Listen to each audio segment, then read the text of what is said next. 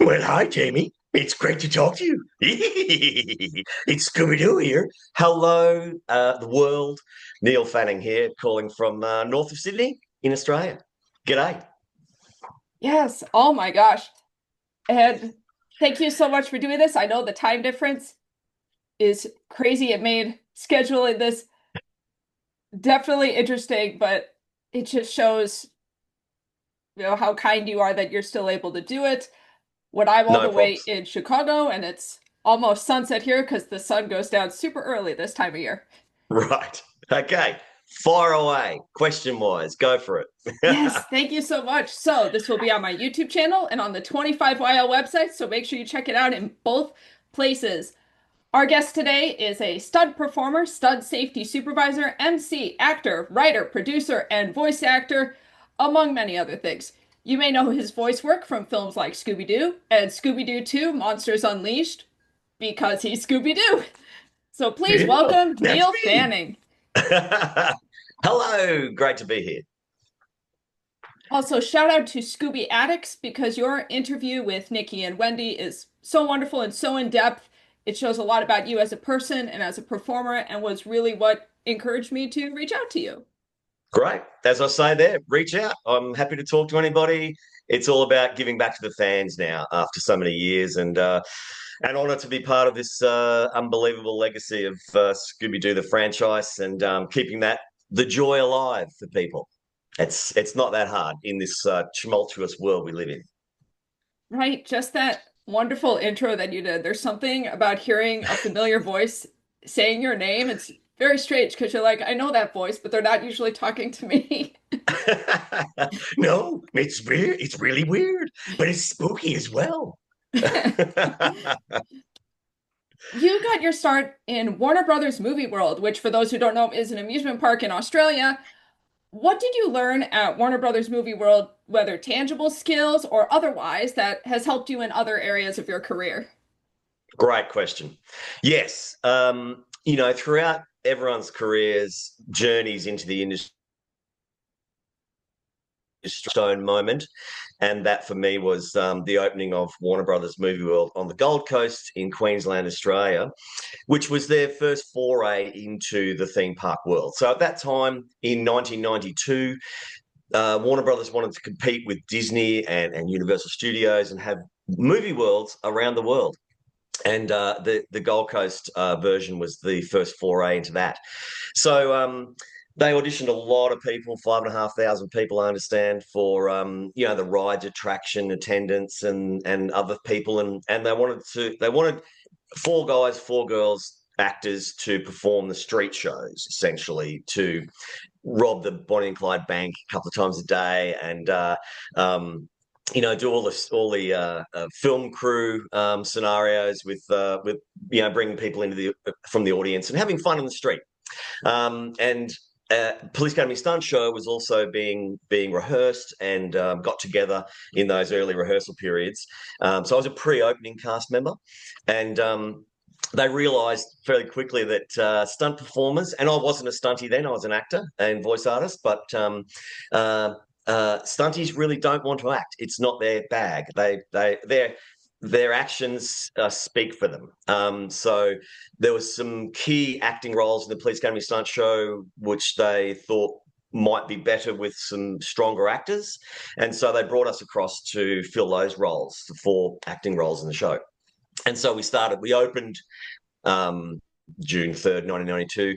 And that's how I got my stunt start, because after a few months, the stunt coordinator said, "Oh, look, you'd be much more versatile if you could do the stunt roles as well."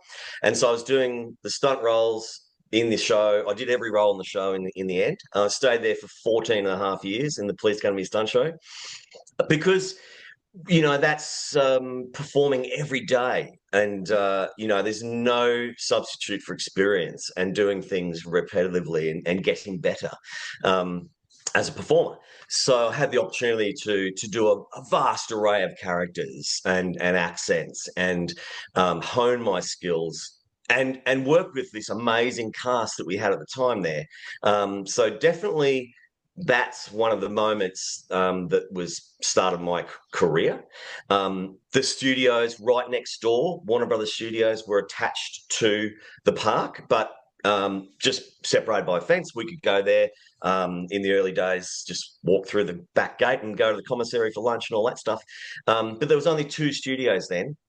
And the film industry was just getting going in Australia there, and that was my opportunity to go and work as a stunt performer, start my stunt career, working on all these TV shows and movies that came there early, and then progress along from there. And so, yeah, it was a little bit after that I got asked to do some voice work as a voice artist in a loop group, revoicing actors, doing background actors, all sorts of background things. So it's like Foley, but for voices. And then another touchstone moment, door opening moment, was they chose to shoot the first Scooby-Doo movie on the Gold Coast at the Warner Brothers Studios. So that was my opportunity to step into that part of my career. That is an amazing story. Now, you said that you were performing all the different roles in the Police Academy show. Was that a situation where every day you were in a different role depending on what was going on that day, or did they have you in a rotation, or was it certain times of year you were in? Another good question. Yes. 7-day operation. So lots of cast involved in the show itself. There's about 70 odd performers over the period that we ran the show. It's supposed to go for 18 months and be replaced, and it went for almost 18 years. So it was so successful from day one. But yes, we would do essentially, I was still doing all the street shows as well as the show, the Police Academy stunt show. So I was really busy. I had going to wardrobe in the morning and pick up my costumes for the day and look at my roster and go, oh my gosh, and go over to the green room with all these costumes that I was going to change into multiple times throughout the day. So I was really busy, but I like that. I'm high energy. It was an opportunity again to just learn from all the other great cast that we have, and to be performing, be honing your craft all the time. And so yeah, it was getting that opportunity was another door opener. And then obviously I beat everyone else in Australia to get the voice actor's role for Scooby on set. And it sort of went from there, which I think I'll touch on if you ask other questions along the way. Yes, that's definitely a great segue into talking about your experience working on the first Scooby-Doo film. First, you were cast as the on-set voice for Scooby, eventually taking over the role in the final cut. And I've seen other interviews where you've talked about how ad-libbing, improv, and new ideas were encouraged during filming, and how most or all of what you came up with ended up in the film. So what are some of your favorite moments that you came up with that made it in? Well, I mean, there's one section where in Scooby-Doo 1, where Sarah's character Daphne wants us to go into the spooky castle, Matt and I, Shaggy and I, and we don't want to go because it's scary, obviously. So she goes, would you do it for a Scooby snack? Oh boy, and all that.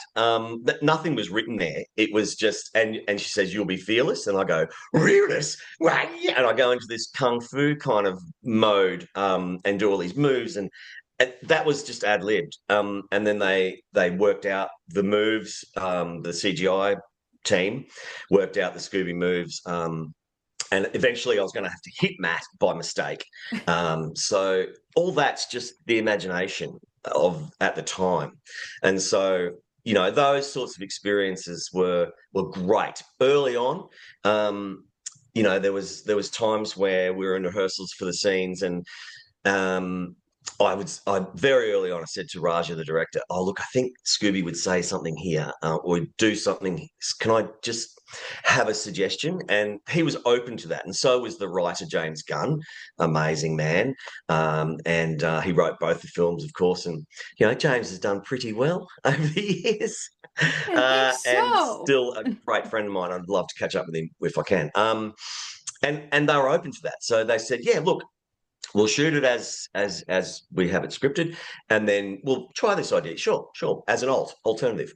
And so I was like, great, okay. So it's like when Tom Hanks says, 3 things, turn up on time, know the text, come with an idea. That's part of being an actor, is coming with options to try and flesh out the directors and writers producers vision of the movie, and how the character arc is going to go and what you think. So it was really important for me. I was a huge fan, obviously, of Scooby-Doo, as we all were on all the cast, and come in with some great knowledge of the characters. But in the cartoon you've got 26 minutes to do that, but in a movie you have an hour and a half to discover other aspects of the character and how they would react in certain situations. And very cleverly, James Gunn had all the cast the gang break up in the beginning of Scooby One, and then we get to follow their particular journeys, and then they come back together. So there was this opportunity to see how the characters would grow in their realm. And so, yes, it was great to have that flexibility of being able to come with suggestions, and they kept a lot of them. So I was absolutely rapt to see that. That is so cool to hear that the fighting moment, the fearless moment, was an ad lib on set, because I love that moment. As soon as you were describing it, I'm seeing it in my head and hearing it and knowing you accidentally hit Matthew Lillard, who played Shaggy. And that is very cool, because I think in animation, there's this idea that there may not be as much room for ad-libbing because of the fact that you have animation going on, especially mixing animation with live action. So that is really cool that they added this entire moment. It's not just saying an extra line, but you were doing karate moves or kung fu moves. Yeah, I mean, a lot of these, it was all explained to me, because obviously there's nothing there when we're filming. Right. So that was the gift of having Matthew Lillard be involved, because he's he's got mime skills and just this imagination of, I mean, when we're doing the fight scene, before he dives down and tries to find me. Yeah. And, that was really difficult. And I've got some scenes of me doing that live with him on my YouTube channel as well. So there's nothing there. He's fighting nothing, and he's ducking and weaving, and they were just explaining that you're going to go up and down and in and out, and I'm seeing him and voicing it live, and trying not to trip over his lines so we get his dialogue clean. And it was one of the most difficult things for him to do. Imagining being fought and then going up, and because when Scooby's on his back paws, he's actually really quite tall, almost at Matt's eye level, because Matt's 6'3" or 4. Yeah, But he was going to go down and up and all that. Really hard. And so all that was explained to me. But then, it's all about the coordination and relationship between, especially Matt and I, who we're almost in every scene together over 2 movies, and we became really good friends. And he said just recently in an interview that for Scooby-Doo 2 he pulled a star move and said, if Neil's not there in Vancouver when we shoot Scooby-Doo 2, I'm not doing it. I'm like, whoa, I didn't know that at the time. And so fortunately they did, of course. But just to have someone there and to have the eyes and the whole, I'm bringing 100% to every take. And that really helped the actor's performance. That definitely does help. Speaking as an actor, that's really helpful to have somebody else there. Because when you're doing animation, a lot of the times, you're in the studio on your own, and sometimes you don't even meet the rest of the cast. Most times you don't meet the rest of the cast at all, ever.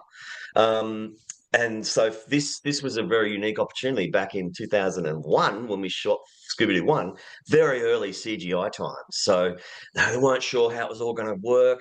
But they knew they wanted someone there to bring Scooby to the set. And that was my opportunity to get on there.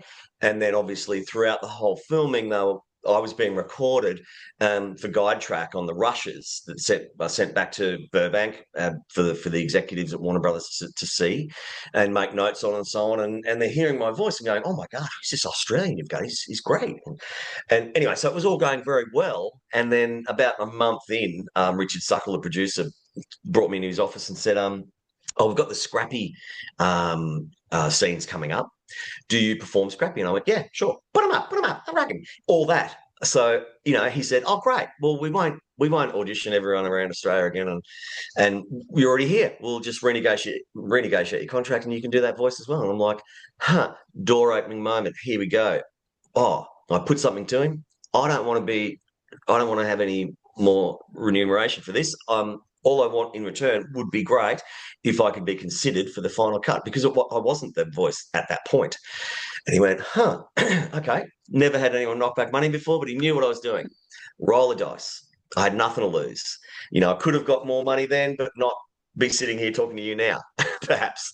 So sometimes in your career, you've just got to back yourself. And everything was going really well. I was loving it. It was the gig of my career, obviously. The biggest film at the time in Queensland. It's a big one. And I was a huge Scooby fan. I mean, I had 2 dogs then, 10 years old. No lie, Scooby-Doo and Scrappy-Doo. And I'd never had a dog before, so who was it? Got it from the pound 10 years before, and of course I was going to call it Scooby-Doo. And I snuck them onto the set during filming and got photos of them in front of the real Mystery Machine and all that. So that was really cool. Just some really good synergy moments, that that I was very fortunate to have had in my journey.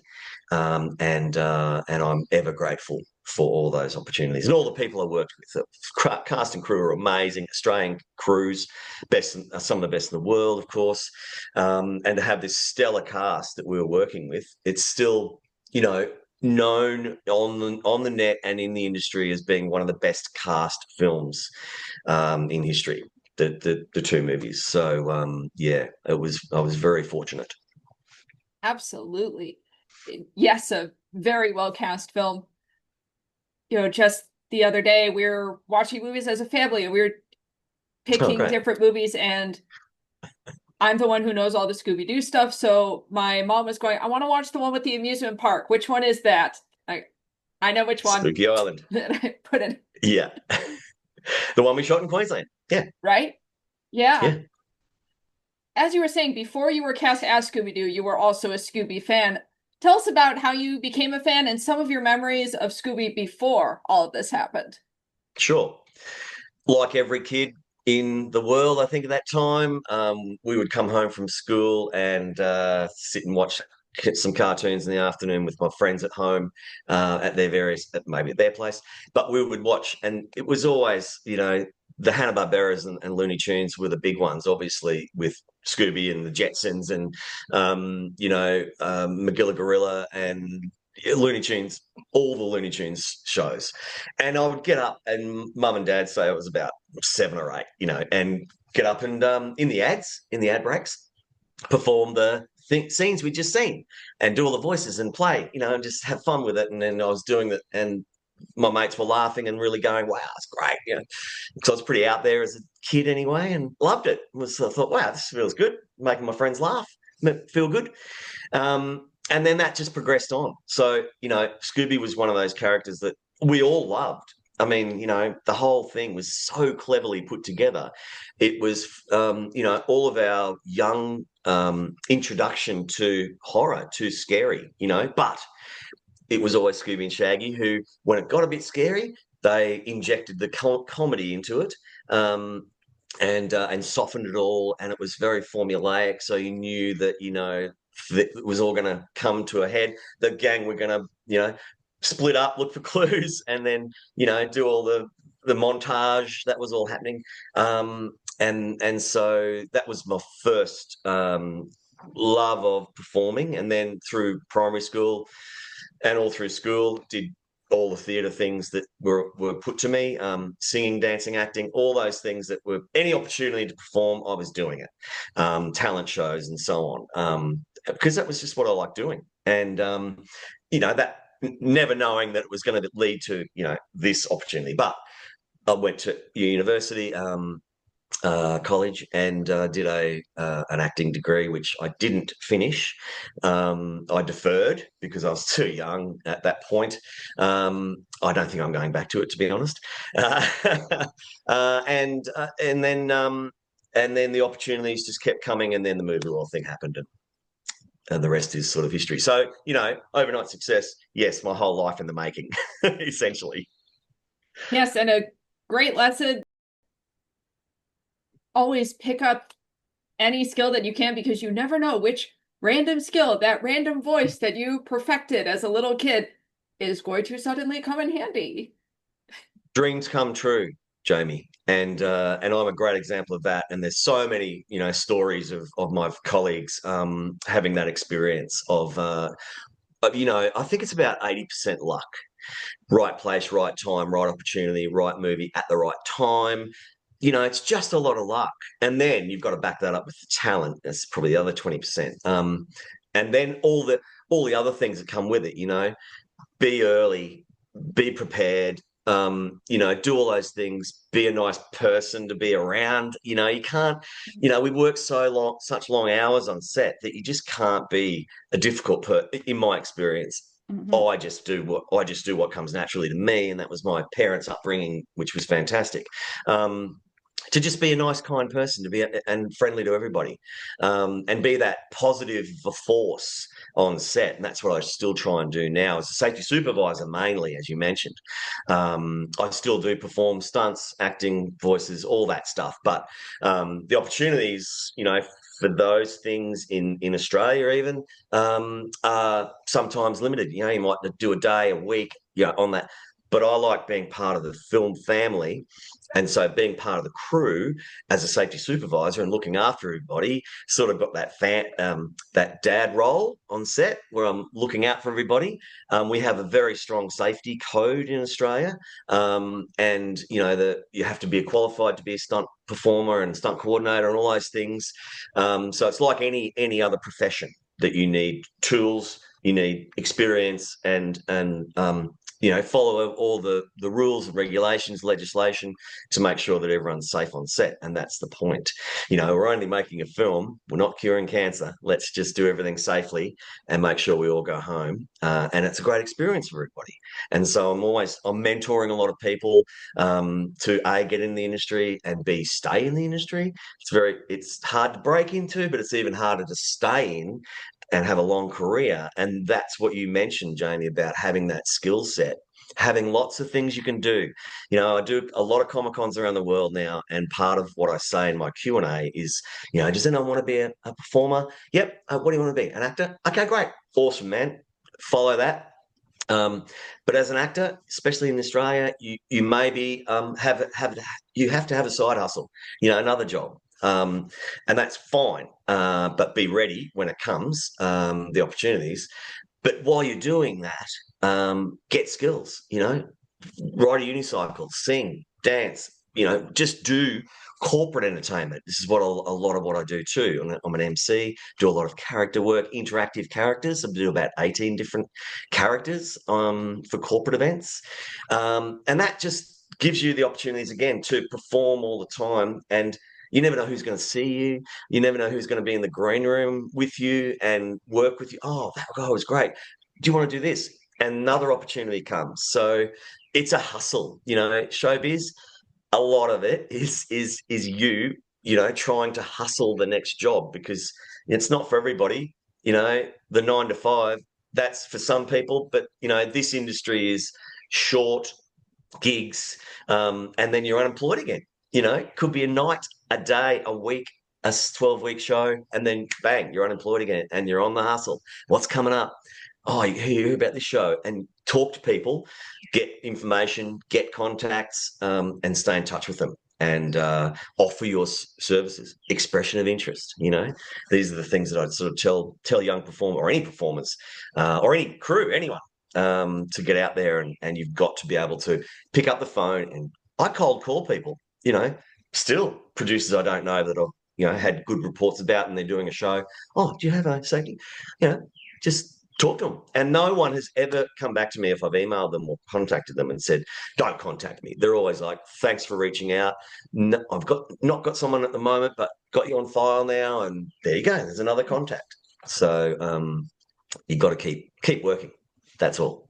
And I love it. And I'm not going to stop doing what I do. I mean, I don't do the cartoons at the moment as Scooby. I can do the cartoon voice, which is different. It's more cartoony, obviously. And, Frank Welker, the voice legend that he is, Transformers and 1,000 other voices, he's still working. And I've never met the man, but he seems like a very nice man. Great reports about him, in the industry, of course. Award-winning guy. And but if he wants to hang up the mic, I'd love to take over doing performing the voice of Scooby in the cartoons moving forward. And you can do that all remotely now. I've got a studio here, so it's one of those things that I'd like to keep doing because I love it. It's just who I am, and we all have our skill sets, and that's mine. Performing. Absolutely, it is so much about the context that you make, and you just never know. I've had that happen so many times. I didn't know someone was watching something, but they were. Yeah. This is something I've always wanted to ask anyone who's voiced Scooby. When it comes to having the R sound in front of certain words, some are obviously scripted, but how often is it scripted versus how often are you putting them in because it just feels right? That is a great question. And yes, I do have to Scoobify certain things. It's a balance between how long the sentence is and how much I Scoobify it. So, I've got a tone that is very identifiable, and we know it's Scooby. But certain words are very hard to understand, sometimes. And the movies, their sentences are quite short, so I did have to a lot, because it is what it is. But if it's a long sentence, a cameo, for instance, and I'm saying happy birthday, and I've got a long paragraph to do, I'd sort of de-Scoobify a bit of it, not make it every word being ours. So like if it's cooking in the van and it's with what sauce, that line, it can't be. It's got to be RITH, rith, rot, ROT sauce, rot sauce. It's got to have the R's. So there's a balance there between that, and you're right. It's just what feels good, and what's going to be understood. The dialogue's got to be understood, the line, the gag, whatever it is. So it's a balance. Great question. Thank you. I've always wanted to know that. Well, he has trouble saying S's, Ruby-dooby-doo, Scooby-Dooby-Doo. Like, it just feels right to do Ruby, all those things. It's, it just comes naturally then. And I've done it a lot. So I know I can flick into it quite easily, as you've seen. Mm-hmm. Yeah. There has been a lot of talk about how the first Scooby-Doo film changed over the course of production. So what were some of the changes that you noticed from the script at the table read to what was filmed to what we eventually saw in the final cut? Yeah, I mean, there were certain elements of when the gang broke up and we looked at their journeys separately. There was quite a bit of Sarah's journey to become this fight master. All that they shot a lot of stuff that they didn't use, but it was because in the edit, and Raja Gosnell is an editor, and Kent Bader, I mean, amazing team to be editing. It was just too long. They just wanted to get back to the story a bit quicker. I understand, but these are decisions made way above my pay grade. But it's that balance between keeping what you think, and I guess most scripts they are cut more than extended because there's more. I find there's more there's more in the script, and it depends how long they want to have certain, it's got to have a character arc. It's got to have, act one, two, and three. So they've got to meld together. There's a lot that goes into, script structure and film, how it all comes together. And keeping in mind our audience, which is kids generally, it's PG or G. And it was always meant to be G and PG. There's all this talk online about this R-rated version and things like that. That was never a thing. I understand. I mean, the franchise is for kids, and it's too valuable to blur that line and make it R-rated or even any more violent or there was some things in there where Linda goes and becomes one of the souls and has this scene where she's doing a dance in the locker room, and she's wearing a bathing suit. Well, they did some tests early on, and they did them in the southern states, and it was too raunchy for them. The feedback was they didn't like that, the audiences, so they just cut those little bits out.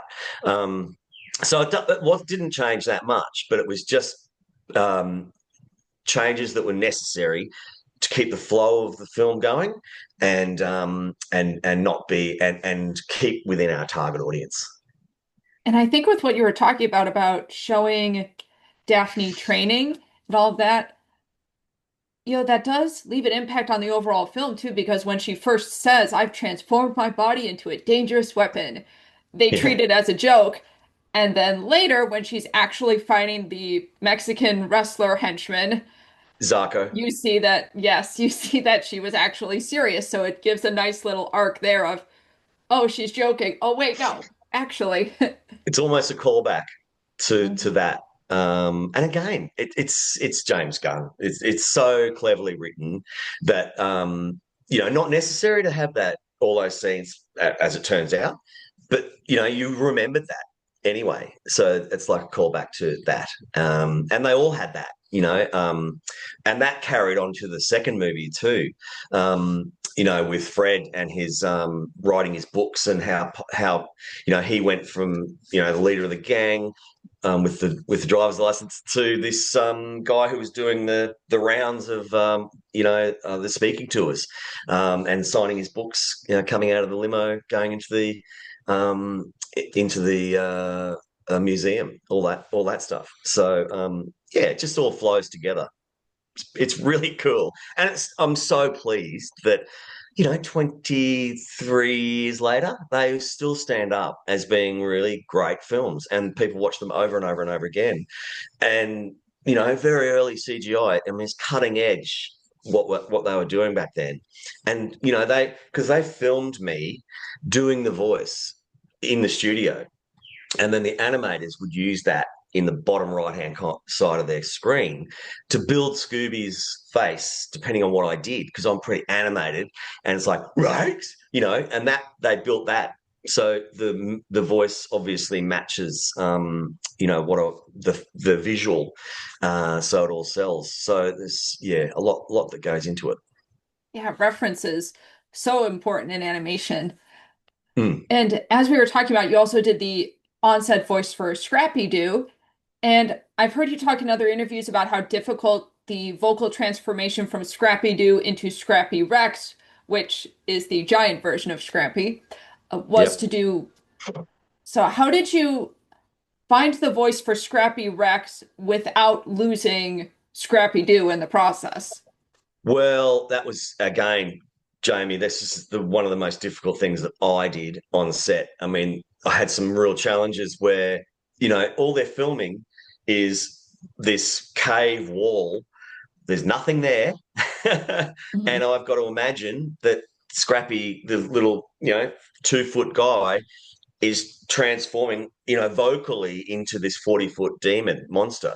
And Raja and James and Richard Suckler, producer, and I talked about this a lot. How am I going to do this transition vocally? And it was really difficult. So I just went from this, put them up, man, right. And gradually over time, and I didn't know that I just it's a lot of imagination, so much imagination, and we did it a lot, and it turned out really well on the filming of it. That they were able to animate that quite naturally, and but it was really difficult. I mean, you're going from falsetto to the deepest demon voice you have in one take. So, Hmm. these are the challenges that, performing's all about. And that was something I hadn't done before, of course. When would you? And so, you want to be stretched as a performer. And so, these are the challenges that were put for me. And you just got to put your best paw forward and Yeah. give it your best shot. And they loved it. So, yeah, it was difficult, but very rewarding at the end of the day. Yeah, it's good to stretch into a 40-foot dog demon. Yeah. Yeah. What were some of your favorite scenes to do for the first Scooby-Doo film, whether they made the final cut or not? Well, I was a huge Rowan Atkinson fan from way back when I was a child, like watching him in early Monty Python, into Not the 9 o'clock News, Mr. all the Bean? skit stuff he'd done. Blackadder, huge fan of Blackadder, and then Mr. Bean in the end. But so to perform with Rowan, and we became good friends. We had one day in particular in the office where he wants me to be that scene. It was just him and I called as actors on the call sheet for the whole day. We had a whole day to shoot that scene, so I'm just working with him. So whenever he's acting to Scooby, looking at Scooby, I'm there out of frame. He's looking at me and I'm acting back to him the whole day. And, some performers are jokey. Robin Williams used to be, super high energy on set and be funny all day. Jim Carrey the same. But, we're all different. And Rowan's quite an introspective, highly intelligent man and, very quiet. But as soon as the cameras roll, bang, it's him performing. So, he'd do all these takes and then Raj would cut and he would just slowly walk away and be mumbling to himself, sort of, reliving that he never looked at the monitors. And then Raja would go over and just have a quick chat to him and talk about it and then come back to me and, we'd have a chat and was very calm and controlled. But you knew that every moment he was thinking about that choice and giving lots of alternatives again. And so that was a huge learning curve and one that I'll never forget. Um, Working just with Rowan Atkinson for a whole day, and we worked a lot together, but that was particularly one that I remember as being pretty special for me. And When you every other scene with Matthew Lillard, but all the cast, Linda, I mean, Freddie and Sarah, lovely people. I mean, we got on so well. We travelled around the world and all that stuff together, and I was fortunate to go to the both premieres at Man's Chinese Theatre on Sunset. And the whole experience. I mean, it's a highlight of my career, obviously. And I've done a lot of other things, which I talk about a bit, but really, I mean, this is where it's at, and such a legacy to be involved in. And Matt and I, look, we're going to be getting together. We're going to be reuniting and having a reunion very soon. The clues are, it's not penned yet, but the clues are where it's not going to be, and it's not America. It's not the UK. It's not Australia. That's all I can say. But it's going to be soon. And then the other exciting thing is that, but we hope to get together. I mean, this is the formation of, you know, we've kept in touch periodically, but he's been busy, I've been busy. Scheduling is very difficult to happen. We live half around the world from each other, but there is a desire. I was only speaking to him 3 weeks ago on Zoom, had a great hour-long conversation again, and whenever I talk to him, it's straight back into that friendship that we had, and highly, we respect each other as performers, and he values my friendship, and that's so special to me because what you see is what you get with Matthew Lillard. He's amazing, an amazing human being, talented, and giving, and loving. When you see him at Comic Cons, he's just so popular because he's just real and he's cool and funny, and He's a great guy. So I'm really looking forward to getting together with him. But the other thing I was going to mention is, I don't know if you were going to ask me about the Netflix TV series coming up.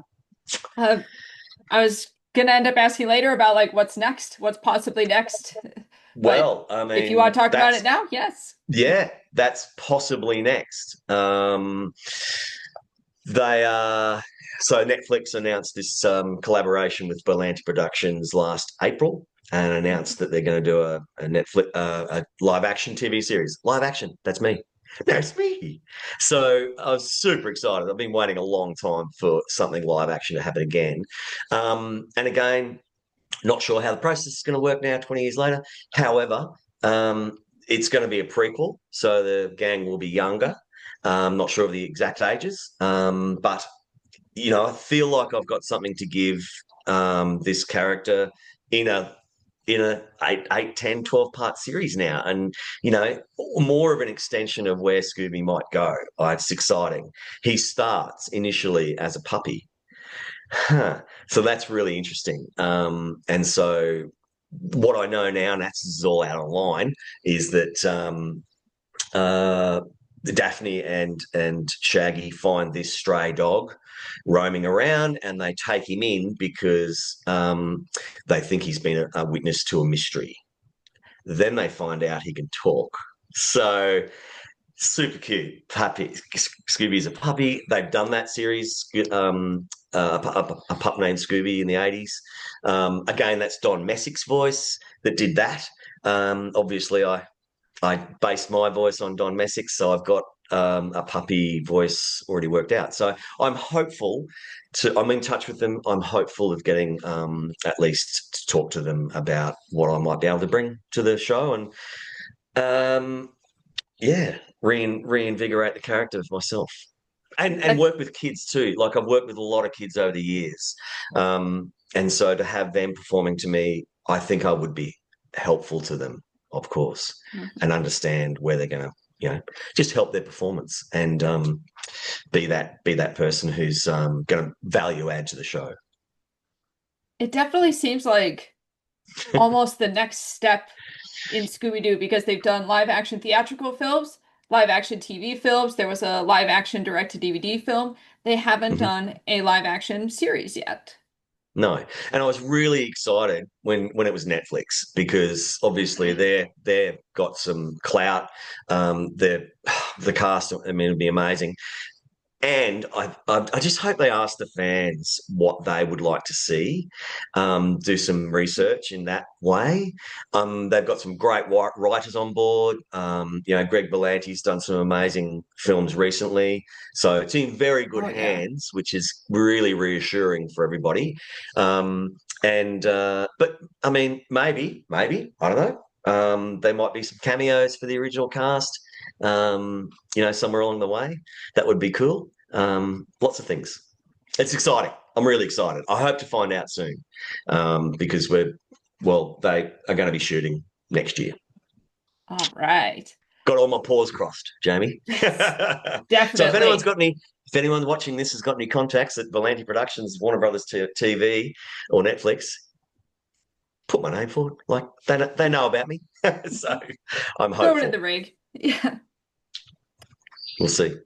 And getting back to the first Scooby-Doo film, you have this amazing story of how you went from being the on-set voice to being the voice in the final cut. And I know you've told the story a million times. If you would like to do so again, we'd love to hear it. Well, yeah, I mean, that was the initially when they decided to come to Australia to, because it was set on an island, so that we had these great locations that would suit that. And there's some good tax breaks, and Australia's a great place to shoot and live. So they initially uh, contacted the voice at the time. And they said, "Oh, do you want to come out to Australia? We're doing a live action movie for 5.5 months, 6 months, and be the on-set actor of Scooby to the cast and then do the final cut." And he said, well, for whatever reason, I don't know, I've never met the man, but he said, no, I'll just do the final cut. Fine, we'll get a local. That's how I came along. So, I just did my best. That's all you can do. And then at the end of shooting, having done all the voices. I did Scooby, Scrappy, Scrappy-Rex, all the ghosts, all the demons, all the cast when they weren't there. I did all their voices off camera instead of the AD just doing it to bring like a more of a sense of the actual script for the other actors to act to. So I did all the voices on the show, both of them, both movies. But initially the Scooby one, and then we wrapped the principal photography, but they said, "Oh, look, we've got a dilemma. We loved what you've done, but we did offer it to this other performer. So what we're going to do is we're going to fly him out, and he can do his version of the film in the studio on the Gold Coast in one weekend, and then the next weekend you can do yours with writer, producer, director, same playing field, and then we'll choose because we can't decide, and we'll go back to America." Anyway, we did that. And they flew off and they said, "We'll call you." And I waited what seemed an age. And I remember I was camping with my children on Stradbroke Island, just off the Gold Coast. And my kids were very small then, of course, and my Nokia 6410 rang. And it was Belinda, my agent at the time.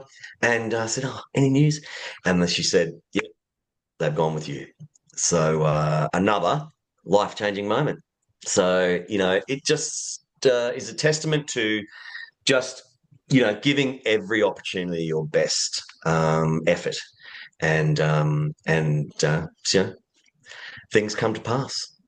So when you were recording your version over that weekend, did it feel different knowing that you were basically still auditioning? Not really, no, because I'd just done this for 5.5 months, so I knew the cast very well. I knew all the dialogue. It was what I'd just done. So when they were just and I did some other alts in the studio as well. That they took that opportunity to record some more things with me, and so I was as confident as you can be. I felt like I had the front running, but look. Show business is a fickle princess, and you're never on a show until you're eating catering. So you can even be contracted and they don't use you. I don't know. So Right. it didn't feel any different. I was just loving the experience, and another day together with Raja, James Gunn, Richard Suckle in the studio. That's my happy place, So I was just absolutely in heaven, and then to get the call was just icing on the cake. That's great.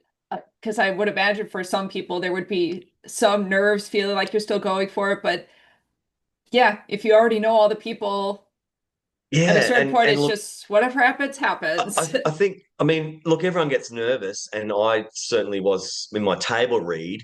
I arrived there so early, it was ridiculous at Warner Studios on the Gold Coast for the first table read with all the cast.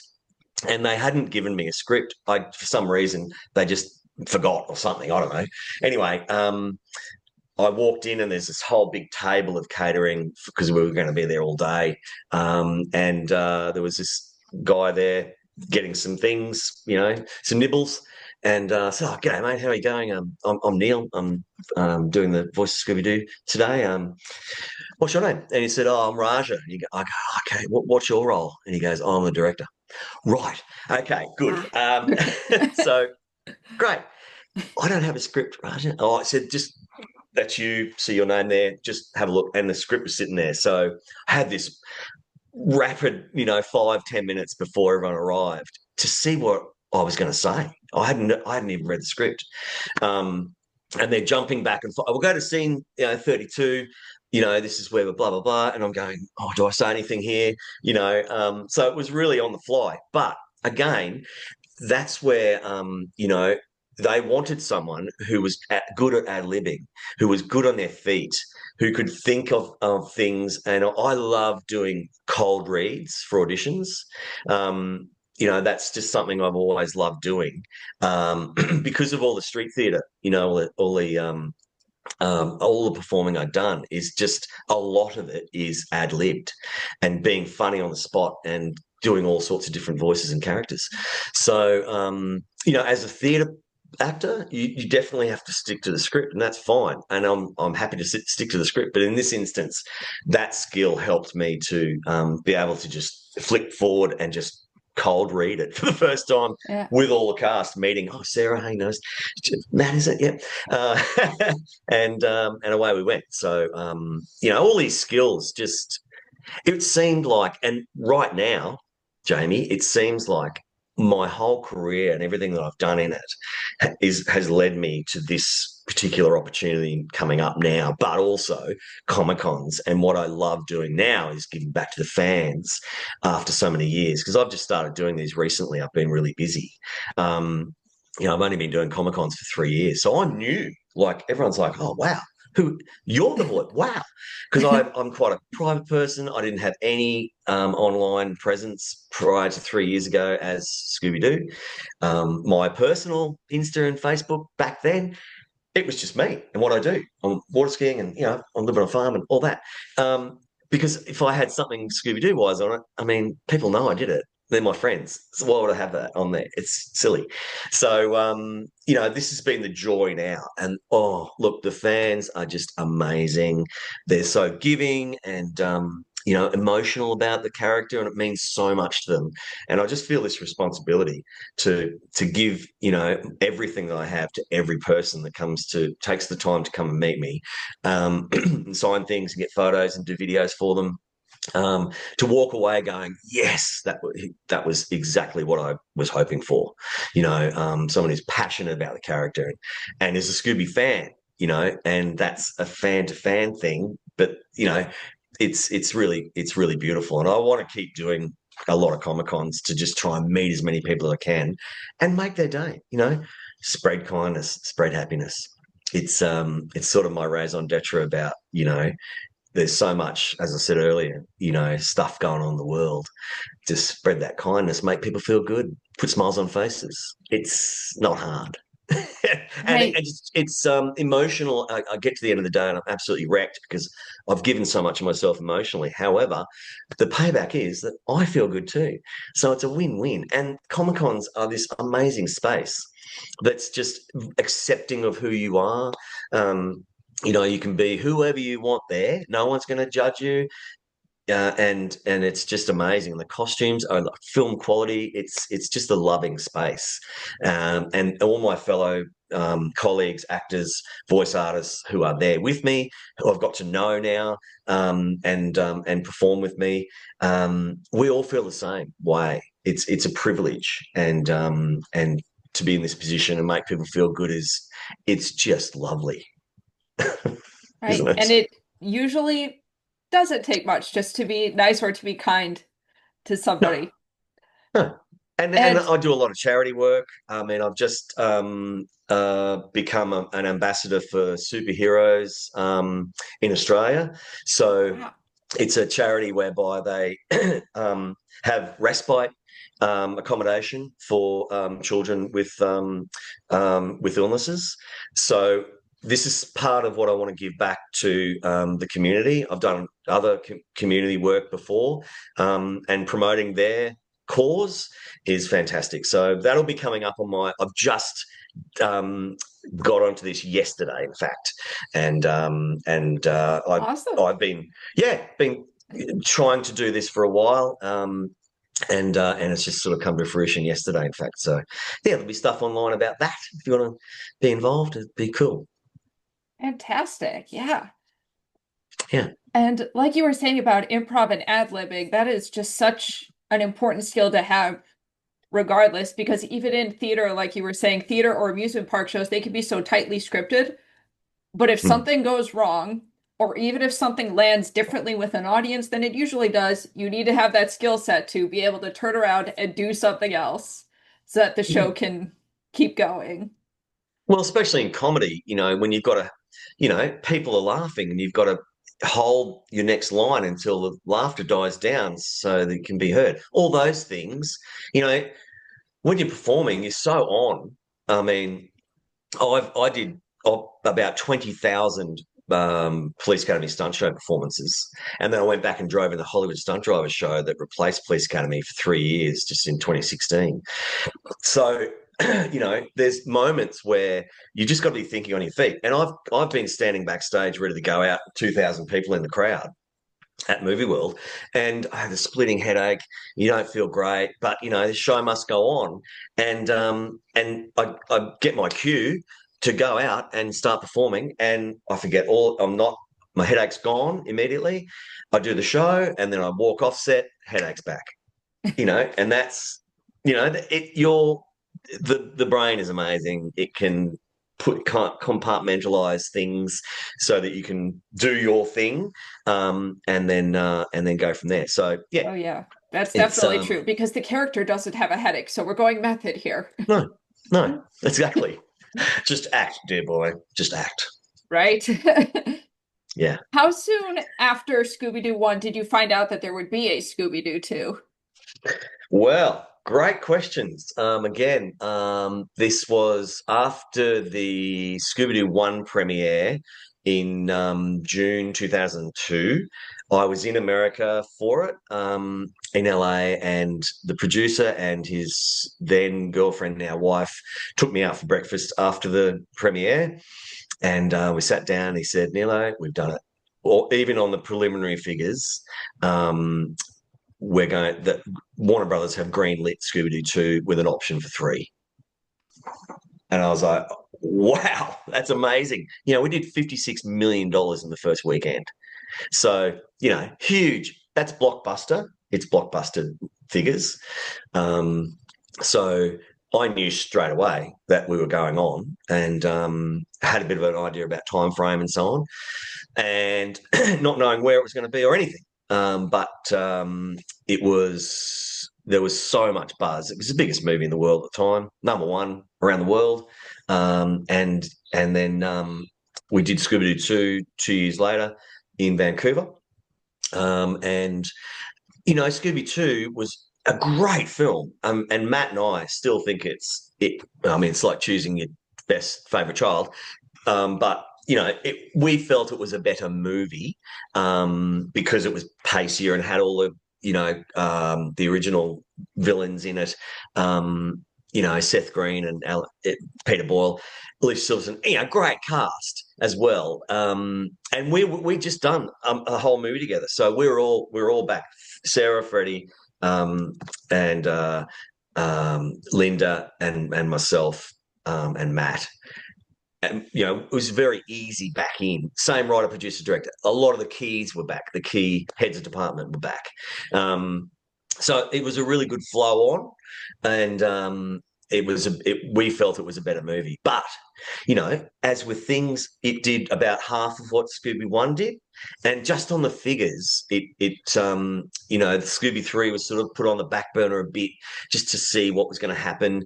And in that time as well, this little movie called Harry Potter came along for Warner Brothers, and that did okay. Yeah, I'll have to look that up, see how that did it. Yeah. Yeah. So, and at that time, Scooby was a tentpole film for Warner Brothers. It propped up the studio, and Harry Potter became that tentpole in the end. So Scooby 3 just never happened. We had a 3-year option and it just ran out. So it's not like we didn't want to do it, but again, like I was saying before, a lot of it is timing. Right place, right time, and all those things. And we always wanted to do it. We were all signed on to do it again, but it just didn't come to fruition. And that's, look, it's a shame, but look, these things I was stoked to get 2 opportunities. 3 would have been just unbelievable, but don't think it's going to happen again. Well, one happened with this cast because, look, they're not teenagers anymore, are they? Although Sarah's just announced she's doing Buffy again. So who knows? I've heard you say in other interviews, now James Gunn is at Warner Brothers, and James Gunn is at Warner Brothers. Matthew Lillard is in frequent contact with Warner Brothers, doing the voice of Shaggy. Well, he's performing more now than he was even a couple of years ago. His career has just skyrocketed again with Five Nights at Freddy's and all these other shows that he's doing for Netflix, especially. And so he should. He's a great actor, and beloved, and easy to work with, and all those things. So you never know. You never know. Never say never. it's only my opinion that I think Hmm. it's unlikely. But Freddie was just out in Australia, in Sydney, recently shooting. I know you did last summer too. So who Stranger things knows? have happened. Stranger things have happened. Yeah, let's get a collab, James. Let's do something. Right. Superhero land. And reiterating what you were saying earlier, I have met Matthew Lillard at a convention, and he is really great to talk to. He was very kind, and that Yeah. was a wonderful experience that I obviously still remember. And the first thing I ever saw him in was Scooby-Doo. Obviously, I saw Scooby-Doo before I could see Scream. But then when Right. I saw Scream, knowing him as Shaggy made the twist in Scream a little bit twistier because Yes. did not see that. No. Well, he'd done like 5 or 6 films with Freddie, Wing Commander Yeah. and all the baseball movie, all those things. And Freddie actually was at a lunch or something, and they were talking about Scooby-Doo, and Matt was there at the other end of the table, and he was saying, "Oh, we're doing a Scooby-Doo movie," and he said, "Well, there's your Shaggy right there." And so, maybe that planted the seed. But I mean, Matt was just, iconic now in this. You can't imagine anyone else doing that role apart from him. And that's sort of where you get to when you're iconic, when no one else can be seen to be doing that. It's all the roles Robin Williams did, and all these great actors. Right. So since we were Yeah. talking about Scooby-Doo 2, how did the process for Scooby-Doo 2 differ from the first one? You were shooting at a different place. You mentioned obviously having a different plot with all the familiar monsters.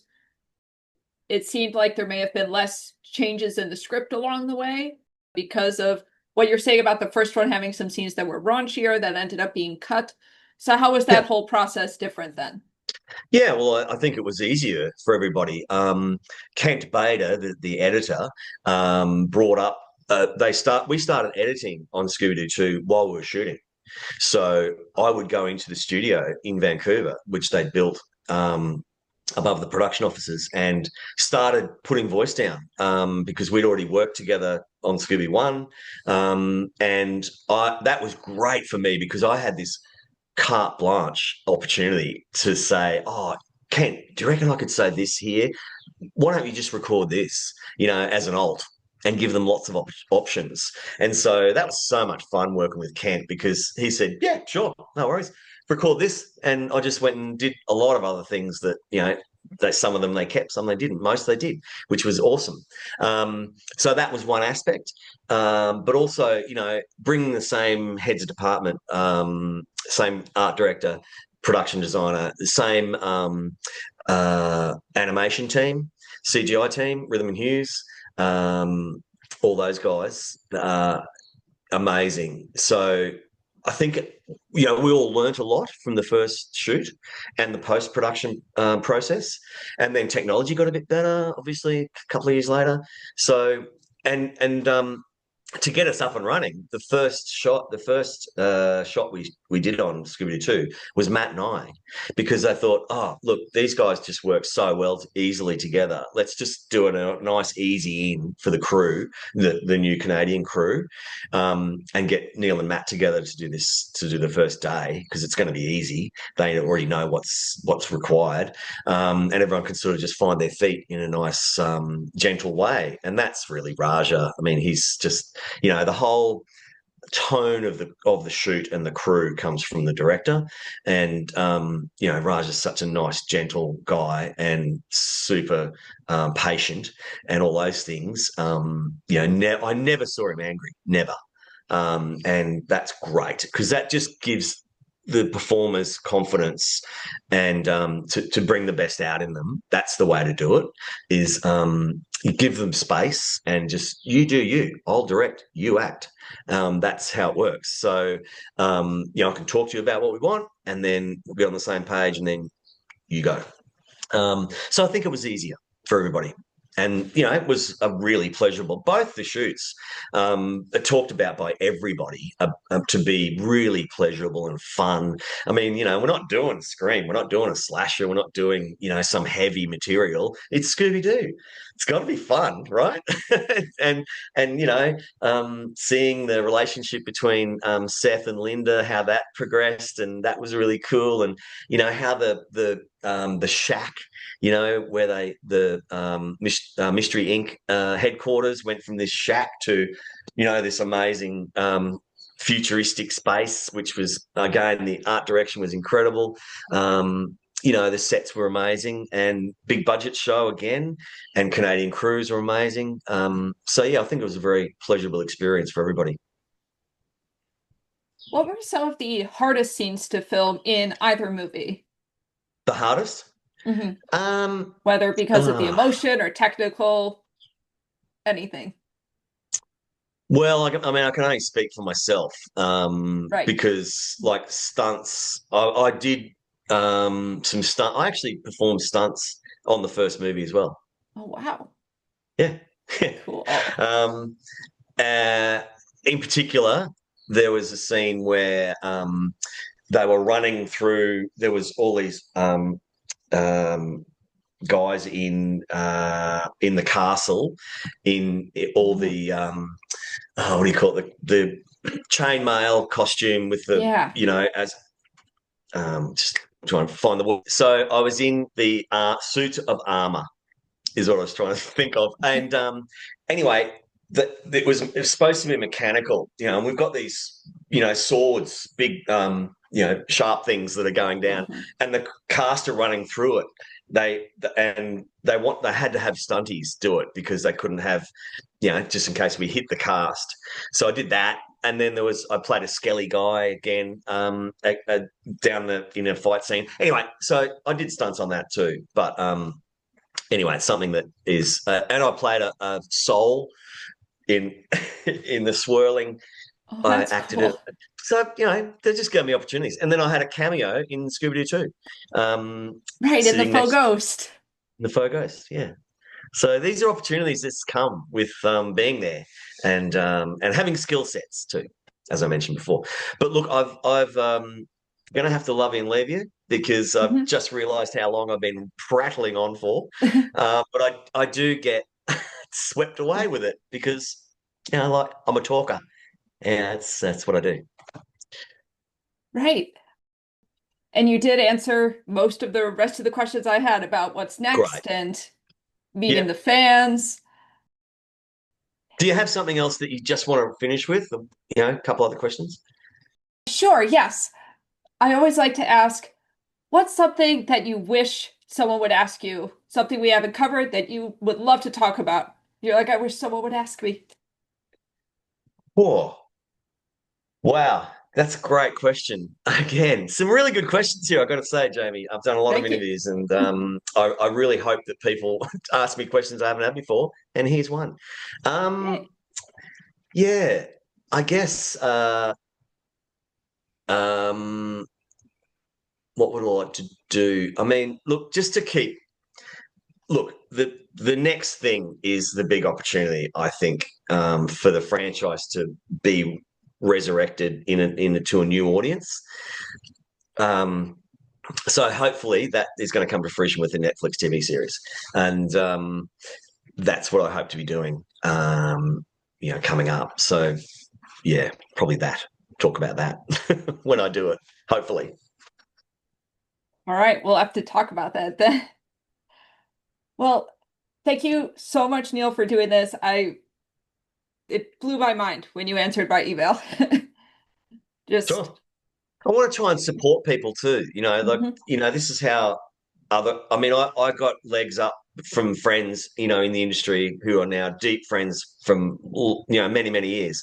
And it's we all help each other, or we do in Australia anyway, to try and, it's not a competition. In Australia, we sort of, we all celebrate each other's success. It's not all about winning. It's just about having the opportunity and then doing your best. And that's all you can hope for. So, I'm happy to help people to, have a guest like me on to help their audience grow.